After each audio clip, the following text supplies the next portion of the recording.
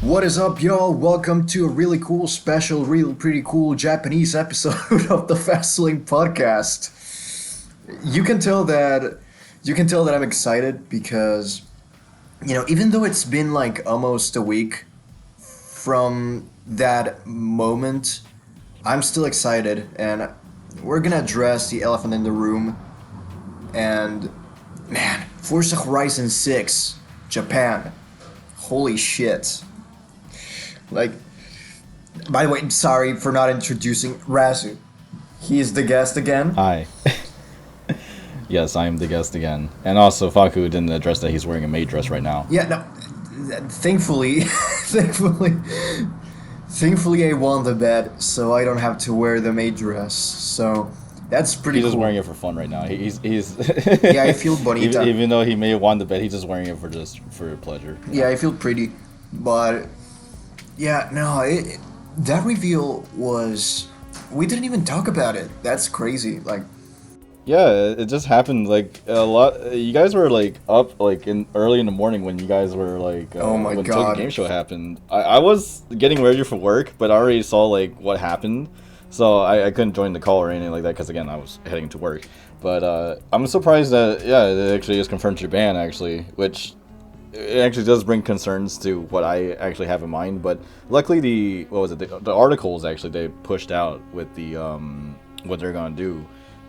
Actually looked a bit more promising compared to what I had in mind, considering what happened with the mid game of Horizon 5, where they had like such a weird, I wouldn't say weird, but it's just like that facade of like Mexican culture that isn't even represented in the game at all. Yeah, no, it's not very well. But I'm glad that they actually took it to heart and actually made sure to actually at least get in touch with somebody to work well with. To talk about, well, not really talk about, more developing like how to make the scope of the game be more I guess authentic compared to like the facade that is most other racing games that has Japan as a setting. Yeah. So I'm hoping to see what they're gonna cook up actually. It's cool that they actually got like a culture assistant, I think it was, and Yeah.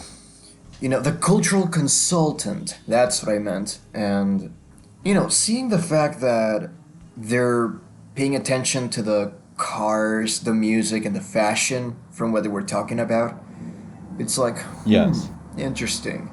I mean, Mexico and Japan are really rich culturally, but Yes, they did they a are. complete disservice to Mexico. It's a beautiful place, and they didn't represent it as well as they could. And Yeah, like when I was playing Horizon 5, it just looked so desaturated, and I just wondered. I'm like, there's no way that they represented Mexico in such a very desaturated color. Like I expected more like vibrancy out of it, but even though the map, the map has like really nice locations and scenery, it's just that it doesn't pop out as much because I don't know why they chose the desaturated color look actually, but.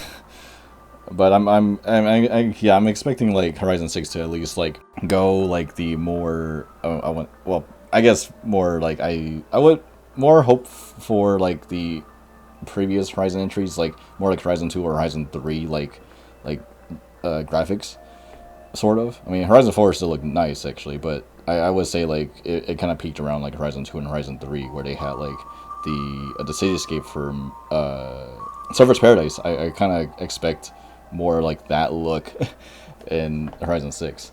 That'd be pretty cool. yeah, no, Surfer's Paradise is such a beautiful place. I love that city. Even though it's not as big, it's still pretty cool looking, It's modern. It's the most like stand out in the map. Like even though the map of Australia in Horizon 3 has some of the such great locations actually. Like Surfer's Paradise, you got Byron Bay, you got the desert, and then the rainforest area. Like it had like all the biomes into like one. It's pretty cool. Yeah, and I'm hoping to see how I actually want to see how like cool the map design looks actually with their interpretation of Japan in Horizon 6, because they're more focused with Tokyo as like a city, but then there's also like Mount Fuji actually from that teaser as well too. So I'm actually hoping to see like, I mean, because it's gonna be more fantasy. It's not gonna like, be exactly 1-to-1, or I expected more gameplay focused because that's how they did it. Yeah. So it won't exactly necessarily match anybody's like requirements or requests, but I'm kind of curious to see like how their interpretation of Tokyo is gonna look like. Yeah, no, the fact they confirmed that they're gonna have Tokyo in there, it's pretty cool to me. Like, it reassures me a lot that the fact that we're gonna have a modern city, I like that. It's crazy to me that the Hot Wheels DLC was kind of the blueprint for the elevated roads of Tokyo. Yeah. It was some sort of testing ground. Every DLC from Forza Horizon is a bit of a testing ground for what's gonna come next. So yeah, for like the future installments, like it's very prominent with like with Blizzard Mountain. That's when they were showing for Horizon 3 is Blizzard Mountain. They were showing the snow physics and all that stuff, and they of course introduced seasons into Horizon 4, and that's where the snow actually played a huge factor. And I know for sure with the Lego expansion for Horizon 4, they had like a progression system that's now been more closer to like what Horizon 5 has, which I'm not a huge fan of that system. Well, in the Lego DLC it was fine, but in Horizon 5 as the main campaign, it wasn't necessarily great in my opinion, but this is how it is. But most of the expansions or DLCs will always go straight forward to the next game. At least there'll be like some innovations. yeah, in case of like the Fortune Island DLC, they use those treasure hunts for those events in Forza Horizon 5 where you have to look for the chests and get the Forza-thon points, I think. Right. It was really like inspired by that mechanic, but the announcement for Forza Horizon 6 was really it had more soul than the entirety of Forza Horizon 5 in my opinion. Like, it took you away like Dusky's a hybrid. yeah, oh my god. Inger's a that hybrid. Alright, that song. But like, man, seeing the license plates of every country where the festival was set in, and you know, seeing the wristbands or the little tickets from the events in Forza Horizon 1, or the fucking racing gloves and the glasses, the sunglasses, like those little details, they show that they poured a lot of love to the trailer, and hopefully that translates well to the game itself.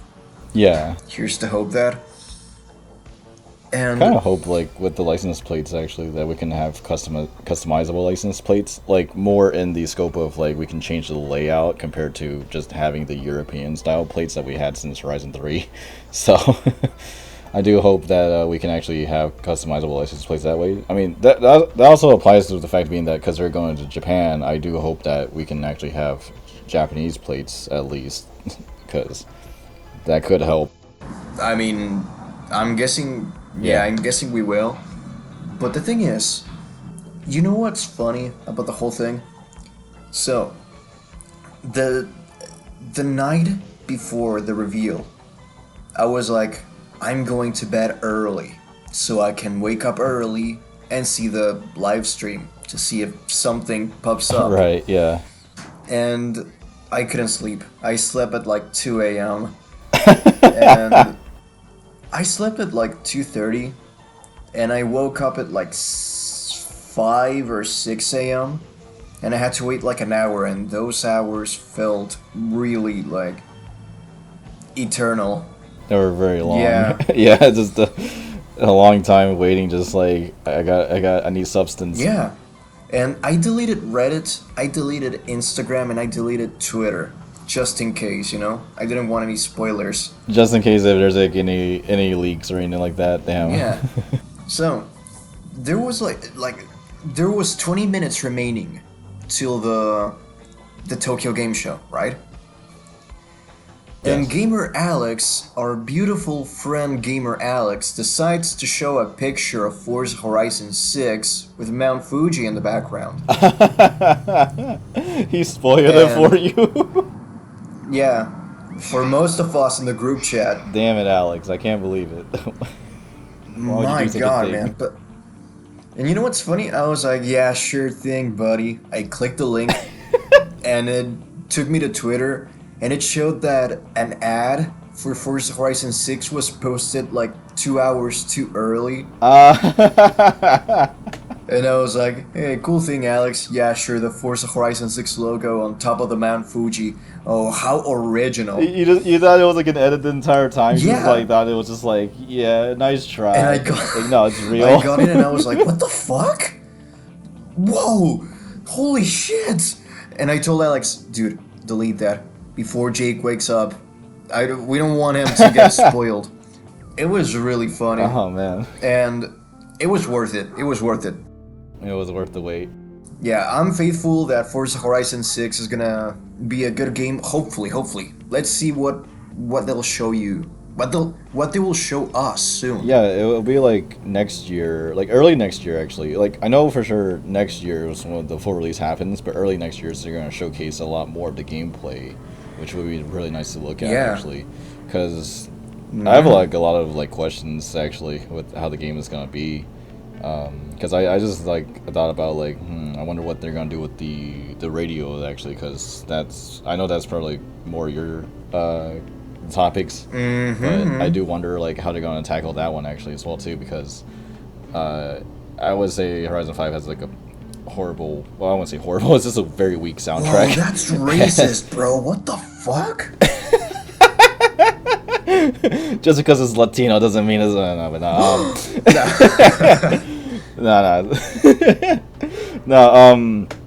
because I wonder how they're gonna tackle the soundtrack for Horizon 6 this time, because again I did say that Horizon 5 has such a weak soundtrack actually, like nothing really, like there was like maybe like a couple of tracks that stood out to me. It's just that I wasn't like a huge fan of the selection because of the fact being that they didn't know how to curate the selection. Yeah. Because I remember specifically I was just like, all right, let me listen to Pulse because it's independent, a lot of like indie pop, indie rock stuff that I want to listen to, that type of shit. Yeah.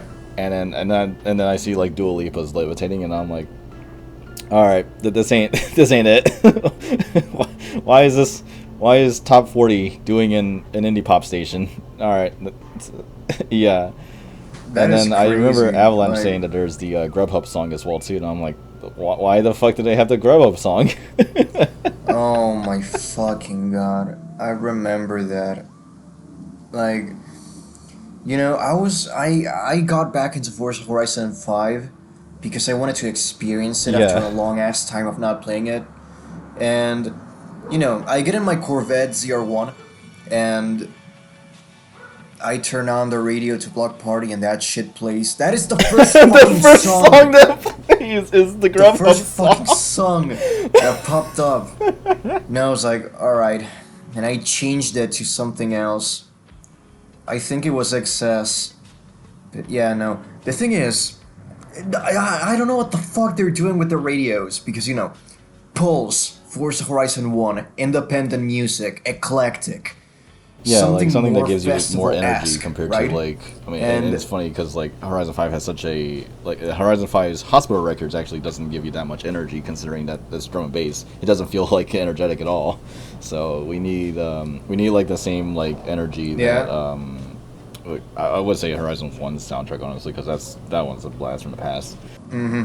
Yeah, but like, listen. For example, okay, Forza Horizon 1 was youthful, eclectic, indie, Pulse, right? But the second Pulse was more mellow, more music made for cruising. Yeah, because it was like driving around. Yeah, it was like the theme of like road trips and all that stuff. So that was like the whole point of the reason why the music selection became more, you know, just take it easy, that type of shit. Yeah, but it was still indie. And the third one, they kind of, it was like half a hybrid of indie and kind of pop, but like not pop top 40, you know? Yeah, not like Dua Lipa top 40. Yeah, and 4 it became kind of synthwave pop. I actually personally didn't mind how Horizon 4 curated actually. I mean, neither. Yeah, there was like a few pop songs that I'm like, yeah, it might not fit, but the rest I'm like, I still like the selection actually. It's not terrible, so. Yeah, and 5 went for the more poppy route, and if we're talking about the rock station, rocks having rocky shit, the Hives, Arctic Monkeys, LCD Sound System. The second one was Excess, which was the same thing as the first one. It didn't change much. It's still energetic rock. Yeah. For the third one, we got Vagrant Records, or Vagrant Radio, and Epitaph, which was really cool. I like those stations. There's a bird. There's a bird. Outside my house. The fourth one, it had rock. It wasn't a really good selection, but it was rock. And the fifth one, it was not good. Not good at all. It's just not good, damn. Like, if you have fucking Sophie Tucker in excess. Sophie Tucker in excess. Oh, God. Doesn't that tell you, or the blah blah blahs? What the fuck were you guys thinking? What the fuck? Yeah, I hope Horizon 6 has a better music selection compared to what Horizon 5 did. Like, they gotta get, like, somebody that can curate music better, at least. And I do hope it's not gonna be in the same capacity as the JDM game, where they have one station full of Eurobeat and another one for funk. But then again, with the developer article is talking about, like, with the cultural consultant, I do hope that the selection will be better than what the JDM game has to offer. So yeah, and speaking of the music, I've been curating a wish list for Forza Horizon 6 in Japan, and I've been discovering a lot of artists, and it was pretty cool. And for Pulse, I went with the mentality I wanted something indie, back to the roots of the first game, And Excess, I wanted soft rock and hard rock, so you could satisfy both sides. And Base Arena, I'm completely, I don't know. I gotta keep looking for Japanese artists. I have a couple. Right. And Block Party as well. But the thing is, I want to put something in the wish list, and that is like a record label based radio station. Because 4 and 5, 5 had Epitaph. Yeah, but like 4 didn't have any. Yeah, no, 4 only just had the regular 6, I think. Yeah, it was the regular 6. Yeah, it was like Pulse, Space Arena, Block Party, Hospital. They had the classical station as well too. And then with the Lego expansion, only had like one radio station which only played the one song, which is always funny to me. I love that. Just the fact being that just like it's just 24/7. Everything is awesome. The best. Everything is awesome. But like when I was looking for music, and I was looking for record labels from Japan or net labels, and I had at least 3 different radio stations, and I had to pick one of them. It was either Tricky Tracks, Ungulates, or Anotrax. So I went for Anotrax, which is mostly indie, a bit of city pop, and it's really interesting. But yeah, I'm working on that video right now, and I can't wait to put it out because I think I have a cool selection of songs to have in there. And I was able to predict a couple songs that came out for Forza Horizon 5 actually. That's incredible. I hope you can somehow manage to predict a few more with the wish list. That'd be cool. Yeah, the thing is that I'm trying to redesign the logos from Pulse, XS, Base Arena, Block Party, because they have been the same for the last 3 games, and I wanted them to change a bit. Right. So right now I'm designing all that stuff, and I wanna die, but it's tedious. What was it? It's really tedious. Graphic design is my passion. Hell yeah, sir. But yeah, I'm hopeful. I'm excited to see what they have in store for us next year, because fuck, we're getting GTA 6 and Forza Horizon 6. Oh yeah, There's a lot of games coming out next year, actually, like games I'm looking forward to. So we got Horizon 6, we got GTA 6, 007 First Light as well too. I want to check That one looks dope. That one looks really dope. Yeah, that one looks really good. I like the gameplay trailer, like the extended gameplay trailer. Like we had like the open like design with the Hitman style levels, but then like a lot of people compared it to Uncharted because of like the way that it went cinematic, and I'm like, oh, wow, that's crazy. And it's really crazy, like how and it's so cool that that's actual gameplay because you can tell by the frames tanking at the level where Bond is in the plane and he's like controlling the yeah, it was crazy. He was controlling the wings with his smartwatch. Oh my god, that was so cool. Like it just tanked, but I'm like, you can tell that's actual gameplay because just the fact being that it changes a lot of the scope of how you play a James Bond game. That's so sick. Yeah, it's gonna be the first one in a long ass time. The last one was 007 Legends, I think. Oh yeah, like the one that not many people really, well, it had like mixed reception. I hadn't really played much of those titles. I've only played like the ones back on the PS2, like Agent Under Fire, Everything or Nothing, Nightfire. Nightfire as well too. Yeah. Yeah, those were I get back sick. to playing those actually. I do want to play the Craig Bond ones actually. The Bloodstone. what was it? Bloodstone. Yes, the ones developed by the Bizarre Creations. Of course, I gotta check that one out actually because I've heard good things about that one. So that one I gotta check out. Anyways, in conclusion to this topic, I wish Playground Games the best. I hope they nail the culture aspects of Forza Horizon 6. The map, the music, the cars, everything. I hope they nail everything. So, yeah, I'm hopeful and I'm excited. So, we were gonna talk about another Japanese-based game. I just wonder what it is. I don't remember which one. It's just the game I haven't been playing since the entire week Yeah. since before release came out. Oh man, gee, I wonder what's it's the tip of my tongue. I just don't know what's it called. some unappreciated game called Tokyo Extreme Racer.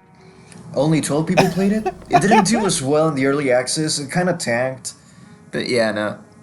Pretty forgotten. It's a really good game. I've played since the early access, and once I was done with the full early access, I just like, alright, I'll wait for the full release and then just restart a new game. And I've been hooked since. Actually, the full release just changed my entire scope of how the game has been improving since the early access.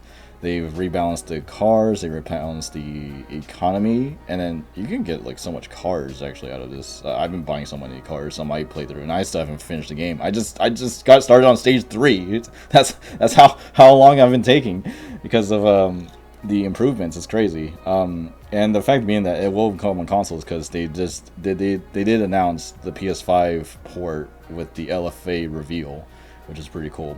I'm surprised there's a lot more cars than I anticipated, actually. Like, I was not expecting... Yeah. Because the ones they've been showing are actual cars that actually do exist in the game. It's just that there was a lot more that they didn't show, actually, because there's a lot more hidden that, like, the people who will play the game will actually see it. It's crazy. Like, I was very surprised that they actually had both the Type S and the regular NC1 NSX, which I was not expecting because I just thought they only had the Type S. It's like, no, they have both, which is crazy to say to look at. And they also have the NA1 and the NA2 NSX. And I did not know they actually added in the Hawkeye Subi, which is pretty cool. So that's definitely going to be on my next car on the list that I'm going to purchase eventually. But yeah, no, the game has been very addicting to me. I can't stop thinking about it. That's how addicting it is. I have the same problem as the Sonic Racing Crossroads fans. The game is too addicting. Yeah, no, like, I appreciate that they didn't put all the meat on the grill when it comes to showing the cars, because if they showed everything, then there wouldn't have been any surprises. Yeah, like, it ruined like a bunch of surprises, actually. Like, again, like, I was not expecting an FJ Cruiser in the game, which is crazy to say the least. They didn't show that off, Wow. But until you get the game, you're like, what? There's an FJ Cruiser? It's crazy. Yeah, no, I'm dying to play that game because I tried it and my laptop and it didn't go past the loading screen, so I was completely and utterly destroyed. So I'm gonna have to wait for the console ports.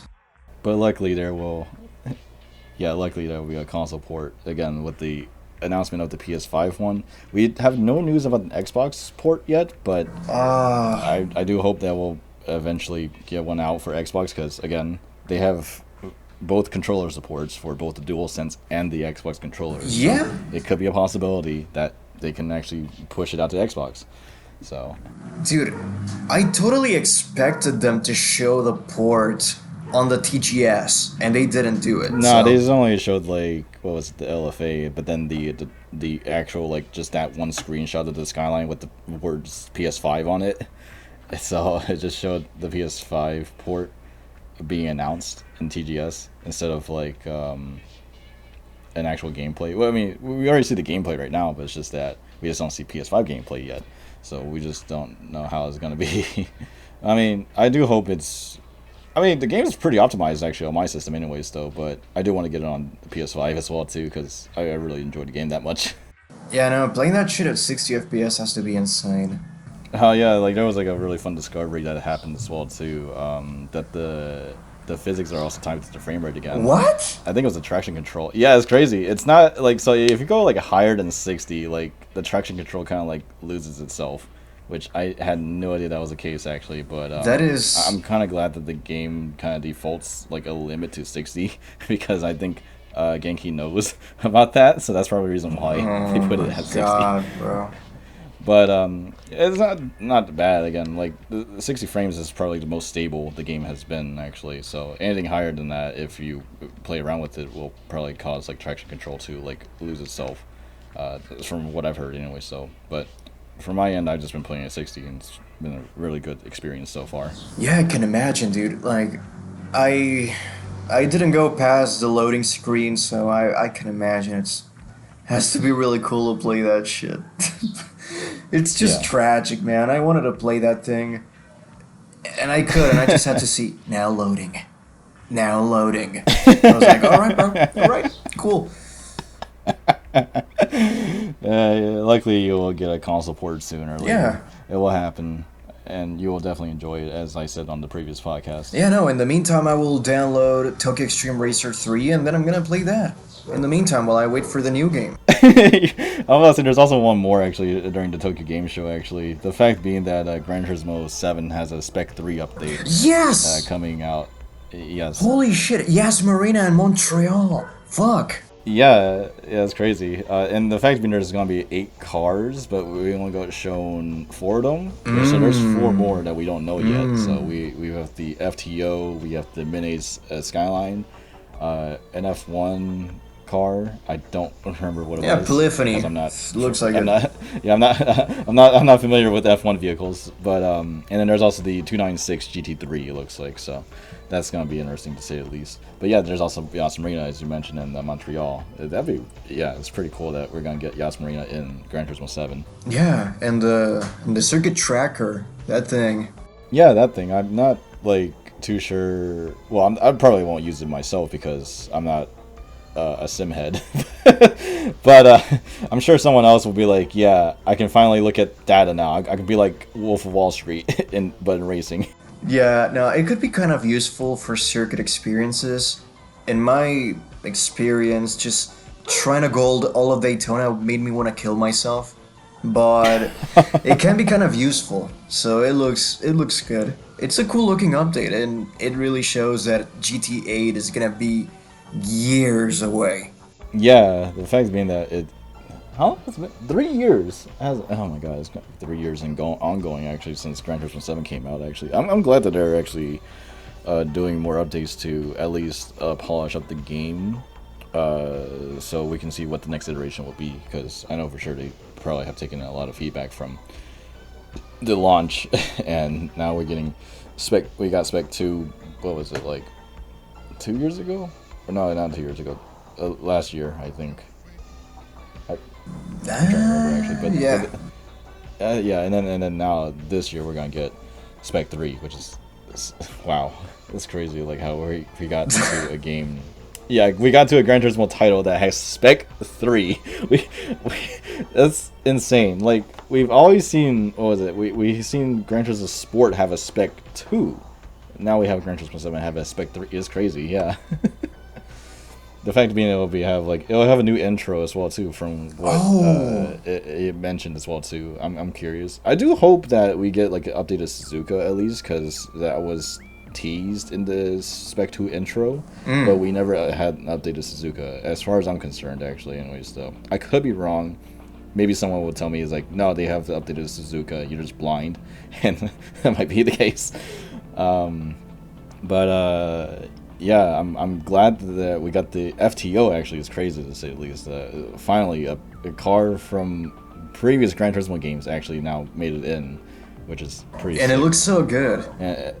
Yeah, it looks really nice. Like wow. Like again, like I gotta give Polyphony props for like modeling cars pretty good. Like, damn, like they go out of their way to make it look very good. Like you look at that, you just look at it and you think you're actually standing next to the vehicle yourself, which is very cool. And, you know, I find funny that the last episode of this podcast was released like a couple weeks ago, and it came out like a couple days before the new Gran Turismo update, and we were talking about the update from the previous month. Like the fact being that we have outdated like news sources when that episode came out, even though like when we were recording it was new, but it's just like it's outdated when the time it came out. Yeah, that's what having then, like what was it? You also mentioned like when that episode came out, Fortnite also had like a collaboration with Daft Punk just like right after. So yeah, it was like Gorillaz was the shit then. Now Daft Punk. Yeah. I mean, speaking of which, I'm not. Again, I don't really care much about Fortnite myself, but I did notice that since Fortnitemares is happening, they brought in K-pop Demon Hunters. Yeah, that's true. I was not expecting that, to be fair, but it's kind of cool. I've seen the movie. I thought it was alright. It's not necessarily a movie that I particularly. It's not really my cup of tea specifically, but I mean, I still thought it was an enjoyable experience. I still liked it. It's just that it's. I mean, it was at the time when I had finished watching The Bad Guys 2, and I really enjoyed watching that one. I gotta watch that. But like, yeah. My girlfriend told me, "Have you watched that K-pop Hunters movie?" And I was like, "No, I've seen things about it, but I." Oh, you haven't watched it yet. Okay. And she was like, "What the fuck? You better watch it now." And I was like, "All right." You better watch it, or else we're breaking up. Yeah, no. I'm gonna watch it for sure. Yeah, it's enjoyable movie actually. I'm not gonna say it's bad. I enjoyed my time watching it as well too. It was just like I had like maybe like a few nitpicky things here and there, but again, I was not expecting it was under Sony Animations. Actually, I did not expect that to be. They fucked up badly by putting it on Netflix instead of theaters. Yeah, it's crazy. Like because I think it's because they thought it wouldn't do well, and then they're just like, we'll just slap it onto Netflix, and all of a sudden it just like pops off like nothing. Like what the fuck happened? So, but that movie is pretty good. It does have like a pretty cool looking. I mean, I say pretty good looking. It has pretty good cast actually. Like I like the casting actually. I didn't relate well with the K-pop like protagonists myself. I did enjoy. I actually related more to. I think the lead for the boy band. He was a relatable character to me. I like him, and I'm still upset that the fact that they did hire Daniel Day Kim.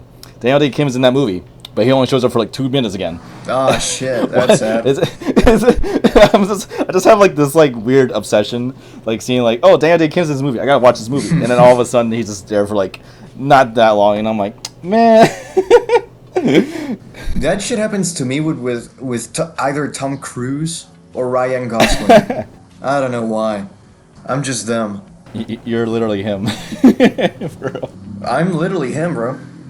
But anyways, do you want to do a little rundown of all the things we talked about in the news before we dip? Oh, sure, I guess. Let's see. So we already ran down Horizon 6, Tokyo Extreme Racer, Gran Turismo 7 Spec 2, Fortnitemares with K-pop Demon Hunters.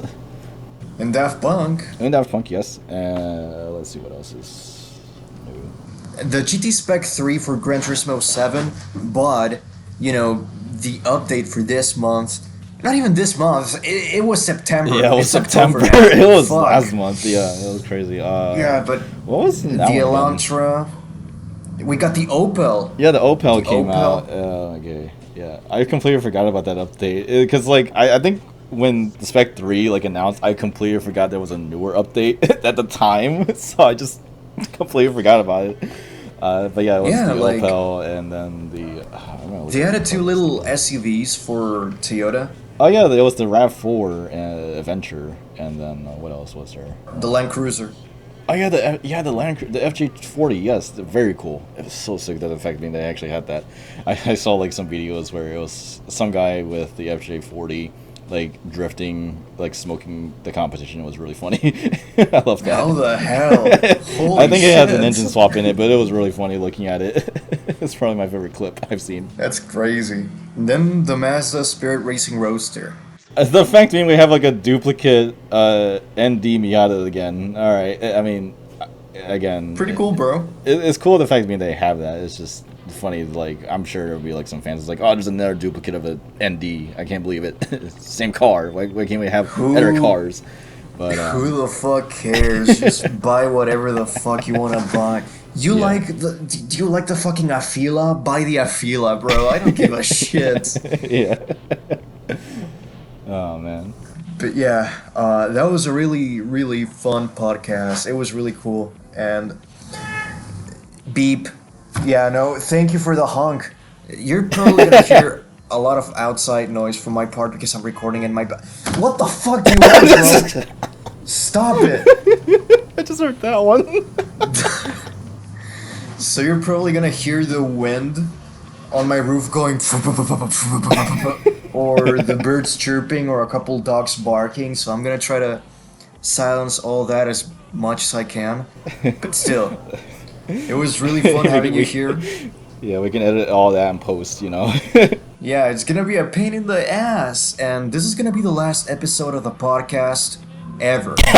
Nah, in a while, we're gonna have the Halloween episode with Josh and Jake. It's gonna be really interesting. It's the last episode I recorded from Chile, which was a month ago, and it's gonna be a really fun one. It's gonna be spooky and spooky. Did I scare you? Boo. No, you didn't scare me the same way as the 2007 bit from the undercover video. I fucking hate you. I hate you. We're gonna probably explain that one another episode. Yeah. But thank you, RAZU, for being an amazing guest. Thank you guys, and I'll see you in the next episode. Bye.